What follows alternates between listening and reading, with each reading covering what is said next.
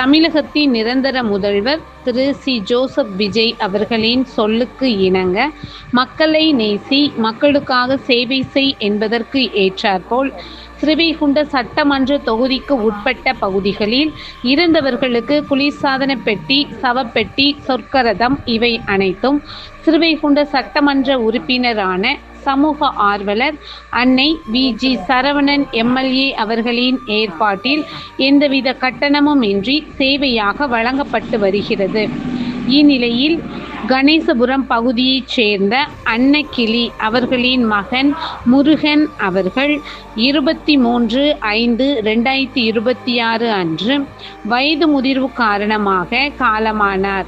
அன்னாருடைய பூத உடலை அடக்கம் செய்வதற்கான ஃப்ரீசர் பாக்ஸ், சொர்க்கரதம், அமரர் பெட்டி இவை அனைத்தும் மனிதம் நிலைக்க ஸ்ரீவைகுண்ட சட்டமன்ற உறுப்பினரான சமூக ஆர்வலர் அன்னை வி.ஜி. சரவணன் எம்.எல்.ஏ. அவர்களின் சார்பில் எந்தவித கட்டணமும் இன்றி சேவையாக வழங்கப்பட்டது.